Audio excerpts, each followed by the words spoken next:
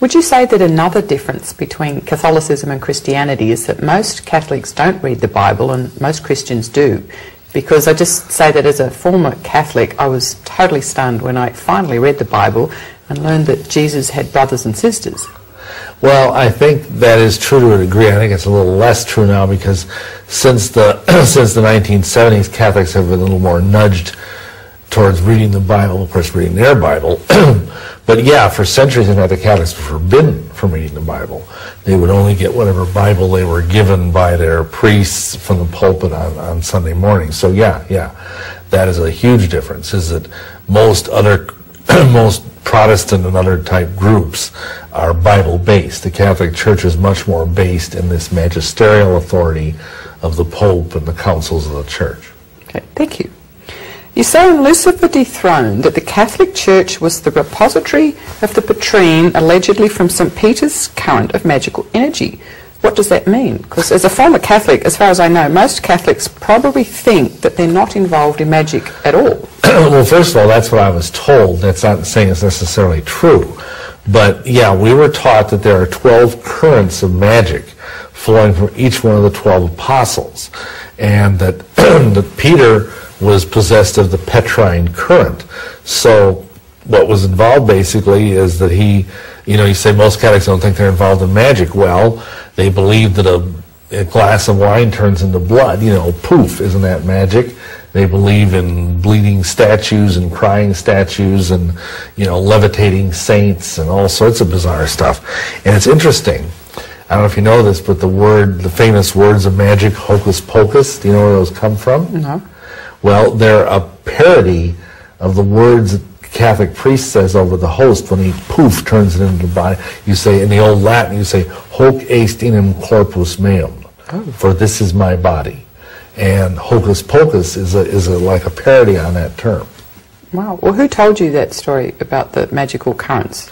That was told me by the gentleman that initiated that consecrated me a bishop.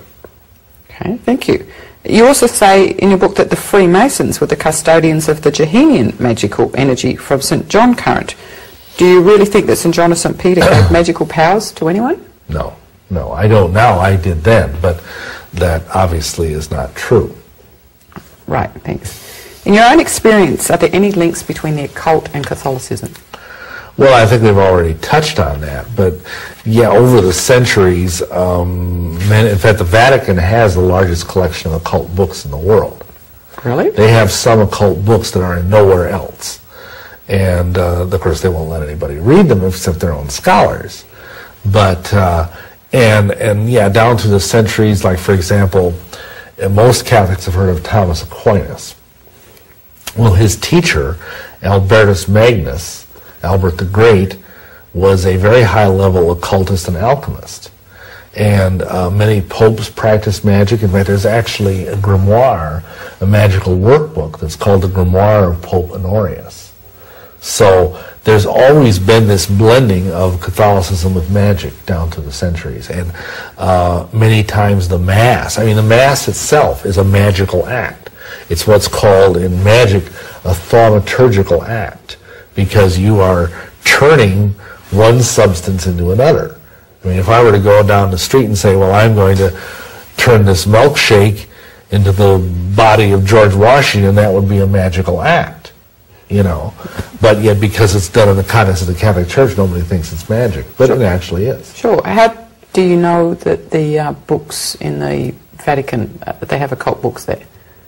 Well, I was even told that in college by my own Catholic theology professors. Thanks. I've never been there myself, to be sure, but I have no reason to doubt that. Okay. Who suggested to you that you should become a Catholic priest in order to become a satanic priest? Actually, nobody. Oh, I thought I read that in your book. No, I was already involved in becoming a Catholic priest when I found out by happy coincidence that it was necessary for me to be a satanic priest, a Catholic priest, in order to be a satanic priest. Oh, okay. Well, who told you that?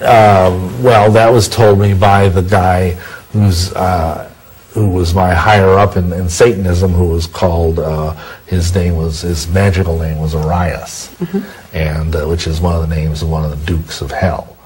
So this was told me by several different sources that, in fact, if you look at the history of black magic and of Satanism, you'll find it inextricably bound up with the Catholic priesthood, because the famous, it's called le mesma, the black mass, you have to have a priest to do that. And that's the core liturgy of Satanism, is to do the black mass. And why did someone suggest it would help to be a Catholic priest, to become a satanic priest? Well, because, see, one of the, and this is very strange, but one of the things that some Satanist groups do, some don't, is they believe that the host, the communion wafer, is really Jesus, just like Catholics do. So that's one belief system that Catholics and a lot of Satanists have in common. And the funny thing is that they will take that host and abuse it, they'll urinate on it, they'll stamp on it, they'll do other disgusting things they won't even mention, and in doing that they think they're hurting Jesus. They believe they're abusing Jesus. And in some cases, like kind of a low-budget satanic outfit might go and break into a Catholic church. Why do you think there are locks on the tabernacle in a Catholic church? Because in the Middle Ages, people would steal communion hosts and abuse them for Satanism. But it's obviously a lot less dangerous and a lot easier if you have a Catholic priest on staff, so to speak, who can officiate at the Mass, le mesma, the black Mass, or the Mass of Saint Seek Hair, which is even more vile, and pull down Jesus out of heaven, put him in the cookie, and then you can stamp on him, defecate on him, whatever you want. Wow. So from your own experience, how many Catholic priests would you say are satanic priests? Or what percentage? Well, that would be hard to say. I only knew like 4 or 5. But, I mean, especially in the wake of this pedophile scandal and everything that happened down in the last couple of years in the Catholic Church, I think there's probably, it's probably a fairly small percentage, maybe 1 in 10, but that's a totally ballpark figure. There's no way to know that. Okay, thanks. Of course, the problem is that in a sense, all Catholic priests are satanic priests because they're serving a false God and a false Jesus and a false gospel. How are they serving a false God when they believe there is only one God? Well, that may be true. You got me there. I misspoke. But in every other respect, I mean, they're servants because, see, any religion that draws people away from the true gospel of grace is satanic. And Catholicism does that. So in a very real sense, Catholicism is satanic, even though they've gotten one thing right. Like I said earlier, even a broken clock is right twice a day. Right. Okay, can you expand upon the sentence where you said you met a man who said you had to become a Catholic priest before you could become a Luciferian priest? Well, see, in the occult degree system in which I was operating, all of these different degrees go up what's called the tree of life. And that's an unfortunate association, but it's the way it is. And what happens is that you have, like, 6th degree is the Catholic priesthood. Then 7th degree is the Luciferian priesthood. 8th degree is the Catholic episcopacy, the bishopric, and so on. So that's what was meant by that. Wow, that's a very close connection then. Oh, yeah, yeah. What comment have you got to say from your own experience about doing the rosary, since you described a man who was very dangerous and he said the rosary? Well, you're talking about the guy who was a very high-level voodoo hierophant and also a Gnostic Catholic bishop. And he said the rosary all the time. And I did too. I mean, here I was a Satanist. I was rattling off the rosary all the time. The problem is it's a kind of mood-altering, conscious-altering thing, just like a mantra, because you're over and over again, you're saying, Hail Mary, full of grace, blah, blah, blah, you know, and you say it so rapidly, and whatever, then they give you something to meditate on. They have what are called the mysteries of the rosary. So, for example, you might meditate on the first joyful mystery of the rosary, which is the Annunciation, which is when Gabriel came and told Mary that, you know, she was going to have the Savior. So it's a kind of meditation.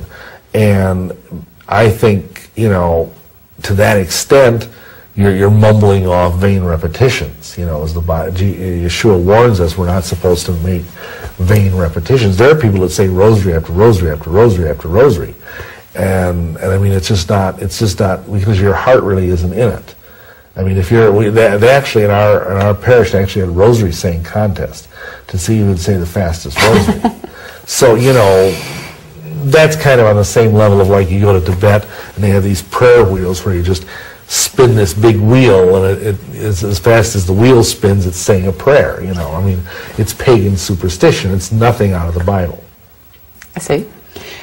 You say in Lucifer Dethroned that in order to become a Catholic bishop, you had to swear allegiance to the Pope of Voodoo instead of to the Catholic Pope. What does that mean?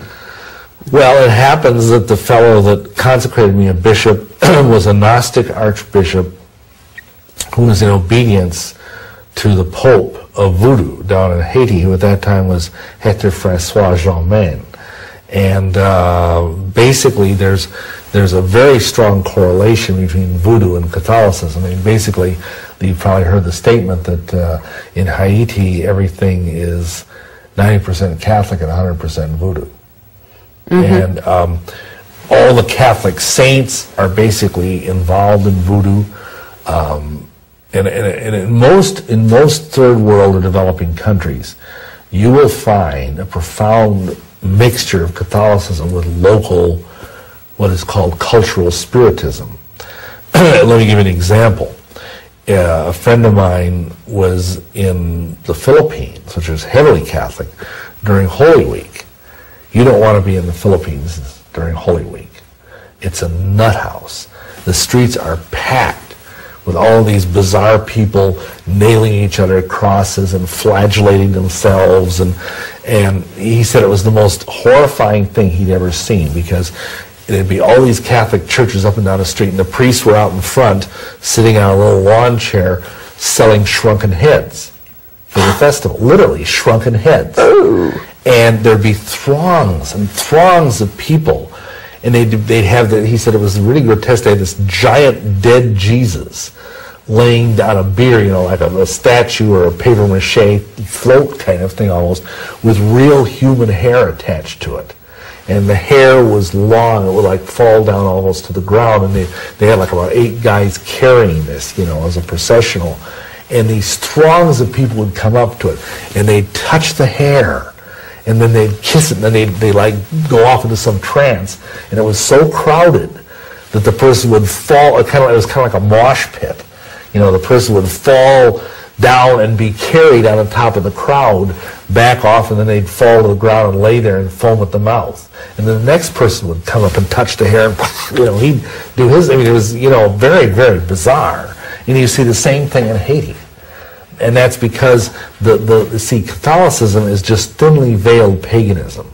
And when you have these kind of festivals like this, the varnish cracks, and you see what's really behind the mask, which is flat out paganism. Wow, thank you. Have you got some other stories of hypocrisy within different religions from your own experience? Do you have all night? Yeah, right, I was thinking maybe one good story. Well, let me address something that I, you know, wanted from before about the other thing you asked. The problem is that Catholicism has always been willing to compromise. It's always been willing to go into the country, and it sort of invades and sort of take over the pagan stuff that was in that country. That's why you have all these weird patron saints and these weird practices in various Catholic countries. And it's a syncretism, which is not biblical. What does syncretism mean? Syncretism means taking a little bit from here, and a little bit from there, and a little bit from here, and a little bit from there. And when you see 20th century Catholic, 21st century Catholicism, you're seeing a crazy quilt faith. And you've got to realize, I'm sure a lot of people that have seen this video are Americans, and Catholic or otherwise. And that's not the Catholic Church I just described is not the Catholic Church they see in the street corners of Chicago or St. Louis or New York. The Catholic Church in this country, because it's in the minority, has to behave itself. But the Catholic Church in Latin America, in the Philippines, in other countries where it is dominant, where it is the power, is a ravening tiger. And all this pagan stuff just comes out in a way that you never see here in America. Because here in America, the Catholic Church has to put on its best face. And even then, we have hundreds of priests sexually molesting babies and children. Yes. So, as far as hypocrisy, I mean, you know, I don't know where exactly you're going with that question, because obviously every church, every religion has its share of hypocrites, has its share of people that talk the talk but don't walk the walk. And I mean, you know, you could talk about TV evangelists. You could talk about, you know, even the Mormon Church claiming that it has no paid clergy. And yet the combined tax returns of the first presidency of the Mormon Church back in the early 80s was like over $100 million. You can talk about, you know, people that are building lavish crystal cathedrals while people are laying in the gutter starving to death. I mean, you know, there's all kinds of that. And I think whatever faith it might be, it's a reproach to Yeshua, it's a reproach to Yahweh, because they all had a heart for the poor and the downtrodden and the destitute. And unfortunately, I mean, there's many good Christian institutions that are taking care of these people, that have rescue missions in their cities, and it's wonderful. But for every one of them, there's also some clod that's running around in, you know, $5,000 suits and $2,000 Rolex watches and whatever, and driving around in a Mercedes-Benz and saying, "Oh, I'm a humble preacher of the gospel." It's an abomination, and those people are going to be judged. I agree. Imagine that many people hear about you getting on to all this satanic stuff, think you had a bad heart. Did you?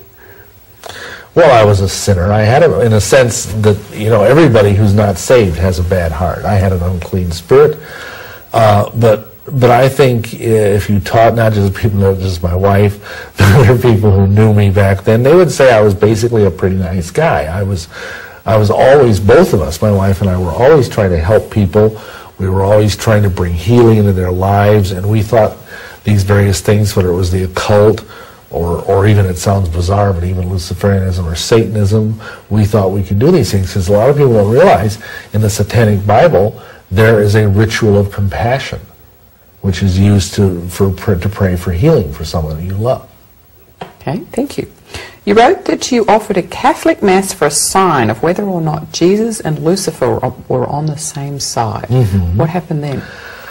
Well, that was one of the stranger things in my early career. I had this strange, blinding revelation in my mind that I felt I had a supernatural insight that Yeshua and Lucifer were actually the same being, which is obviously totally insane if you know the Bible. And because it was so mind-staggeringly insane, I thought, well, I'm going to do what a good Catholic priest would do. I'm going to say a Mass of the Holy Spirit, which is a special kind of Mass that you say when you're trying to seek divine guidance. And my wife was there, and a young man who I was training for the diaconate was there as an altar server. And I'm doing the Mass in my own little I had a private chapel in our apartment. And when I came to the part where you say the words of institution over the wine, you know, where you're supposed to be able to turn the wine into the blood of Jesus, as I was saying them, it started to fizz and bubble. And by the time I was done, it had turned into real blood. Now, I wasn't sure what was going on at this point, and I kind of freaked a little bit. And I took one of the altar linens and just very gently dipped it into this chalice of wine, and it came out looking like a blood stain. It did not look like a wine stain, because usually wine stains are more purpley colored and blood stains are more reddish brownish colored. And I tried sipping it, and it was blood. And I had both my wife and this other fellow come up and look, and yeah, it was blood. So I didn't really know what to do, but I figured, well, this is the sign, you know. Now, it was interesting because my bishop worked as a chemist by day, And so what I did is I took this piece of altar linen that had the blood stain on it, so I thought, and I cut it off. And I put it in an envelope and sent it to him to have him analyze it, like you'd have a blood test done. You know what he told me? He said that it was human blood, but of a type utterly unknown. Never been seen before. Wow. So I thought, wow, you know, this is it. You know, and of course, you know, Yeshua warns us that a wicked and adulterous generation seeks after signs. So, you know, I was a fool. What did you think it was a sign saying? I thought it was a sign saying that, yes, my insight was correct, that I could follow Lucifer and Jesus at the same time. Okay, and in retrospect, who do you think, what was the truth of all that? Well, of course, I think the whole Mass is a satanic sacrament to begin with, but I think that was a miracle, one of over a dozen or more that Satan did, because, you know, the Bible makes it clear he can do lying signs and wonders so as to even deceive the elect. And I think it was a miracle that Satan caused to happen to deceive me and my wife and followers. Okay. So is there a difference then between asking for a sign and noticing when signs show up in your life? I think, yeah, there is, because on the one hand, people are always seeking after a sign, asking for a sign. They can be very easily deceived. You know, and the Catholic Church itself is a testimony to that, because there's all these weird things. I mean, you read about people who make a tortilla and they say, oh, there's the face of Jesus in the tortilla. And so people come from thousands of miles to worship the tortilla. Or they say there's a stain on the wall of a church and it looks like the face of the Virgin Mary, or whatever. All that stuff. It's total rank, superstitious nonsense. And what the Bible says, like in Mark 16, it says that they preached the word with Yahweh confirming the word with signs following. What that means is that true Christian believers are supposed to have signs and wonders following them. They're not supposed to be following the signs and wonders. Big so difference. That's the big difference, yes. Would you care to comment on the recent funeral of Pope John Paul II? Well, I was totally blown away by a couple of things in it. The most astounding thing to me was that when they brought out his coffin, and I didn't actually watch the funeral, somebody emailed me a picture from it, and the coffin is shaped like a trapezoid. Wow. Which is weird, because, I mean, who's ever seen a coffin shaped like a trapezoid? You either have the old-fashioned, you know, hexagonal-shaped coffins, or else you have the regular caskets. And as we've already discussed, the trapezoid, see, the order of the trapezoid is the inner order, not the innermost order, but the inner order of the Church of Satan. So why on earth would the Pope, who's supposedly the vicar of Christ, you know, why would he be buried in a trapezoidal-shaped coffin? And my answer to that is that basically, again, that's old Splitfoot, the devil, putting his little signature on one of his greatest creations, because John Paul II was a masterpiece of satanic delusion. And the devil had to sign his work. And what makes you say that? Well, because he was very much like what I think the Antichrist will be. He was a man of great presence. He was a man of great charisma. He appeared to be a very nice, loving, a man of peace, quote unquote, and yet he was none of those things, really. I mean, he was the head of a church which has killed 90 million people. He was the head of a church that has presided over the sexual torture of thousands and thousands of women and children. He was basically, probably, for sure, he was a Freemason, and we have very reliable reports that he was also a Satanist, that he presided over the Black Mass, and you know, I don't know these things for sure, but I know again that by their fruits shall you know them. And the fruits of the Catholic Church all over the world are torture and poverty and ignorance and murder. That's true. You know, because if you look at any country that's heavily Catholic, high rates of poverty, high rates of illiteracy, high rates of corruption. Look at Mexico, look at Latin America, look at the Philippines. You look at any country where the Bible, where a Bible-based religion has held some sort of sway, like, for example, the United States, we have a higher rate of literacy. We don't have that much poverty, you know, because, again, by the fruit shall you know them. Okay, and the problem is lots of people look at all those poor countries and think that it's Christianity doing that, not Catholicism, and they don't see the difference. Yeah, and that's a big problem, because most people, like over and over again, I just kept wanting to put my foot through the television. They're the leader of the Christian world is dead, you know, blah, blah, blah. The Christian world mourns, you know, the death. Well, I wasn't mourning his death, except possibly the fact that I probably figured he's on his way to hell faster than greased lightning. But, you know, I mean, I don't know. It's just a very sad situation, because the media has been so buffaloed by this. Even to the point, I was talking with a friend about how if you happen to watch horror movies, every horror movie, they always have a Catholic priest or a Catholic nun opposing the devil. You know, sometimes not very effectively, but you never see it being a Bible-believing Christian opposing the devil. Mm. It's always a nun, it's always somebody in a black Halloween costume opposing the work of the devil. And it's nonsense. Thank you. Who is Lucifer? Well, Lucifer is not a fallen angel, but a fallen cherub. Because it says in the book of Ezekiel that he is the anointed cherub that used to cover the throne of God. Now, most people, when they think of a cherub, they think of some cute little naked baby who, you know, fires arrows at people on Valentine's Day. I don't know where that got started, but actually, if you read the book of Ezekiel and other books of the Bible, cherubs were mighty, powerful, awesome-looking beings. And the real appearance of a cherub is a giant, blazing with glory, winged bull, twice the size of a real bull. So that's what Lucifer really looks like. That's why there's all of this folklore about him having horns and a cloven hoof and a tail, is because actually he did. Now what happened with Lucifer, see, his real name in Hebrew was Halel. That's the actual name of Lucifer. And it means bright and shining one.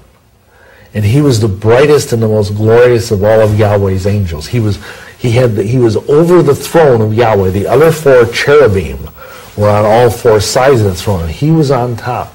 And he was lifted up by pride and fell and became, and this is described in both Ezekiel 28 and Isaiah 14, he fell and became Ha-Satan in Hebrew, Satan, the adversary of all mankind. Okay, thank you. And what's Luciferianism? Well, Luciferianism is sort of white light Satanism. It's kind of Satanism light. And basically it teaches that Lucifer is this great light bearer who gives us the light of wisdom and the light of initiation, and that he's been slandered by the Jews and the Christians over the centuries. And they claim that Satan and Lucifer are two different beings altogether. And so Luciferians are people who believe in the unadulterated light of Luciferian wisdom, but they basically are still trying to be nice people, unlike Satanists who aren't trying to be nice people. And they basically believe in cultivating and acquiring the Luciferian initiation, which they believe brings them enlightenment. Why did you become a Luciferian? Well, it was a natural progression. I mean, several of the people that I was involved with, both my spirit guides and my human teachers, were leading me along that way. I got involved with Aleister Crowley, who was one of the leading Luciferians of the last century. And also, some of my mentors said, well, you really need to experience Luciferian initiation. And of course, the only way to get that was to be a Luciferian. What did you do to become a Luciferian? Well, you basically swear allegiance to Lucifer, and at that point, you know, it's not quite like the same thing as what I did later on. See, again, this is a gradual progression. Later on, I actually sold my soul to Satan, but in this case, I just swore my allegiance to Lucifer. How many years were you a Luciferian? Well, not very long, really, because it didn't take me very long to graduate from Luciferianism to Satanism. So I would probably say at most 6 months to a year. Okay, thanks. And what does the title of your book, Lucifer Dethroned, mean? Well, it basically means that as a lost individual, I had Lucifer running my life. Whether I realized it or not, when I was a witch, when I was a Catholic, when I was a Mason, Lucifer was in charge. Lucifer was enthroned right here in my heart. And when I got born again, Yeshua HaMoshiach, Jesus Christ, kicked him off the throne, and so he was Lucifer dethroned. And plus I knew the title would really tick him off. In your book, Lucifer Dethroned, you say something about believing that the devil being Christ. Would you explain that?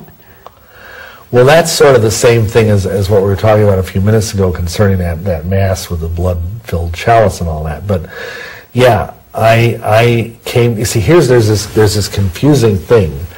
And in the Bible, Lucifer is, in some translations, called in Isaiah 14, the bright and morning star, which isn't really what the translation means. It means shining one. Then you go to the book of Revelations, and Jesus is called the bright and morning star. Now, if Lucifer is the bright and morning star, and Jesus is the bright and morning star, if you're not really well versed in the Bible, you might come to think, well, you know, if A equals B and C equals B, then maybe A equals C. You know, so that was partly how I came to the blinding realization that Jesus and Lucifer were the same being. So you came to that realization yourself? Yes. You didn't, no one told you that? No, no. Okay. So, well, probably somebody did, but it was a disembodied somebody. Right. Is there such a thing as a Luciferian priest? Yeah, sure. And did you ever become one? Well, in the sense that I was a priest who was a Luciferian, yes. But actually, the trouble is, see, all Satanists are Luciferians, but all Luciferians aren't Satanists. Oh, I'm confused. Would you say that again? Okay, I hope I can say it again. All Satanists are Luciferians, but all Luciferians aren't Satanists.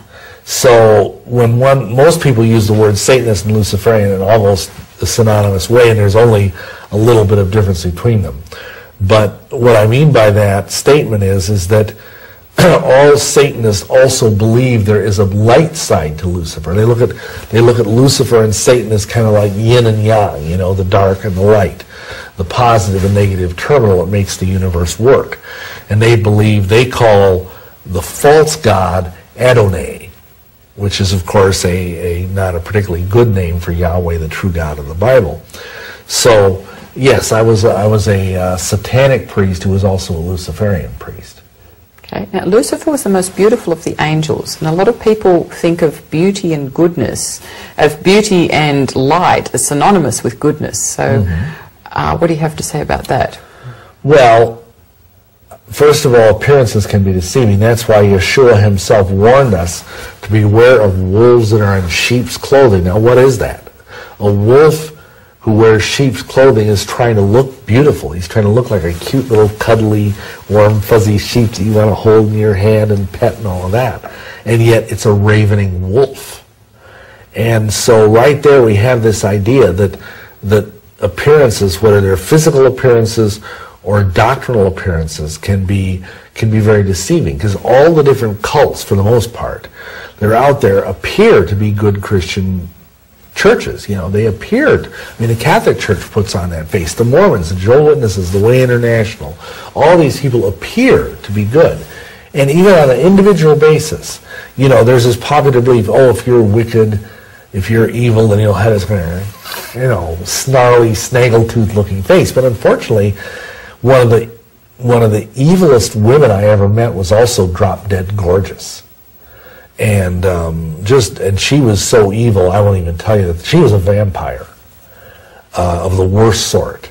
And she was so attractive, she could just suck you into her web just like that. Wow. And you'd be dead by morning. Was she blonde? Yes. Oh, okay. Just worried. Nothing against blue eyes? No, I'm just, you know. Actually, she had blue eyes. Right. Yes. So, you know, so that's the typical Hollywood goddess. Yeah, we look at, you know, we have this image in our minds because babies are born with blue eyes. We have this image that blue eyes are innocent, blonde hair is innocent. A lot of babies are born with blonde hair. And so there's this almost imprinted in our archetype of our race, that beautiful, childlike looking women, and even to a degree men, are very sweet and very innocent and very harmless. And sometimes they're not. Sometimes they are, sometimes they're not. So how can people tell the difference? Well, again, like Yeshua said, by their fruits shall you know them. If a person comes along, as I quoted earlier on in these DVDs, if they say something that is contrary to the law or to the testimony of Yeshua, as it says in Isaiah 8, verse 20, then there's no light in them. Or if they're doing evil things, like if somebody says, oh, I'm this great mighty man of God, and yet they're out there jumping into bed with 18-year-old cheerleaders, and they're married to someone else, you can probably figure they're really not a great man of God. And I think the best way is to watch the person, is to see, because usually it's very hard to pretend to be a Christian, because the authentic agape love of Yeshua does not come out of you. It's forced. It's kind of like you got this, oh, I'm this sweet, nice, gentle Christian, and you just got to love me, like that. And it's so fake, And the other thing is if you are a true Christian yourself, you have the Holy Spirit within you, and then your spirit will witness to the spirit that's in the other person. That's called the discerning of spirits, whether or not that person is a genuine Christian. Now, I met many people who were either well-known Christian leaders or just plain old ordinary Christians, and when I came into their presence, I could tell this person is a false brother or a false sister. And how can you tell? Is it a look in the eye, a feeling in your heart? A feeling, all of those things, but especially sometimes in the eyes, sometimes even, oddly enough, even the nose. Really? I can smell brimstone. Oh, okay. Wow.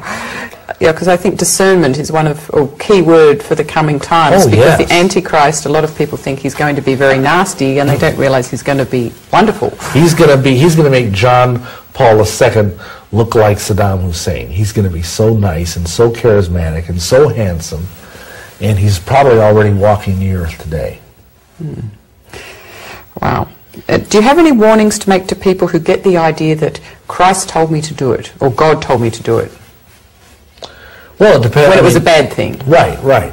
Well, again, the same verse, to the law and to the testimony. If what the person is being told to do does not conform, like if you say, oh, well, God told me to rob a bank. Well, obviously we know right in the Ten Commandments it says thou shalt not steal. Or I've actually had people tell me, well, God told me to go out and cheat on my wife, because it says thou shalt not commit adultery. What part of that sentence don't you understand? So, again, when a person says God, now obviously it's not always that clear.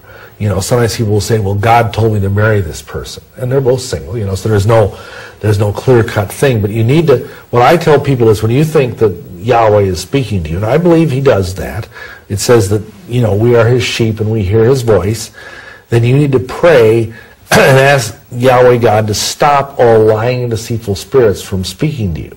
And ask that the spirit of truth, the spirit of power and of love and of a sound mind would fill your heart, your soul, your mind. And then if that impulse, that impression is still there, then it's probably either your own mind or else it's from Yahweh. It's not a demon. Very good, thank you. Mm-hmm. You were taught that Lucifer was the father or the elder brother of Jesus. Who taught you that and why? Well, those are two different teachings. The Mormons teach, the Mormons teach that Jesus is the elder brother of Lucifer. But in Satanism, I was taught that the father of Jesus was Satan. Wow. And they all believe that? No, they all don't believe that. Okay. Some people believe, like for example, if you read the Satanic Bible, you'll read a line which is extremely hateful, but it says, behold the crucifix. What does it symbolize? Paladin competence hanging on a tree. Some Satanists just despise Jesus and everything he stands for. Other Satanists believe that Jesus was actually a great Satanist, and that his father Lucifer slew him on the cross to free the world from the dread chains of Jehovah. So there's all kinds of twists and turns and spins to this evil theology. Okay. And just like, you got to understand, just like unfortunately, most religions have this, and Christianity is especially notorious. Just like there's many denominations in Christianity, there's many denominations in Satanism. Wow. So what is a Satanist? Well, a Satanist is a Luciferian with the gloves off. A Satanist is someone who basically, it depends, you got to qualify this, because if you're a member of like the Church of Satan or some of these other legally incorporated satanic churches, you believe in radical selfishness, kind of like an Ayn Rand objectivist type of philosophy where everything you do is for you. You are the center of the universe. And so if you want a woman, you take that woman. If you want something, you take it. It's just, you know, take, gimme, gimme, gimme. And some Satanists, most Satanists believe in a literal devil. They believe he is like kind of a Miltonian anti-hero who's the ultimate symbol of rebellion. And so they believe that he is someday going to defeat Yahweh God and pull the Almighty out of heaven and resume the throne he once had up there. Because the book of Isaiah does say that the devil used to have a throne. He used to be enthroned over this planet by Yahweh, but he rebelled. So anyway, the Satanists basically believe in selfishness. They believe in fact, if you even like the nicest Satanists would probably be like the Church of Satan type Satanists. That sounds funny, but and even they believe like, oh, you should just kill useless eaters if you're elderly or if you're ill or like, you know, someone like this Terry Shiloh, just kill them, you know, that they have no right to live. Like I saw the right-hand man of Zena LaVey, whose name is Nicholas Schreck on Sally Jesse Raphael many years ago, say that he'd just go into the nursing homes in this country and just shoot them all right in the head, you know. And did you believe things like that when you joined the Church of Satan? No, I didn't. I was nicer. Okay, thank you. I had a nice upbringing. I don't think Nicholas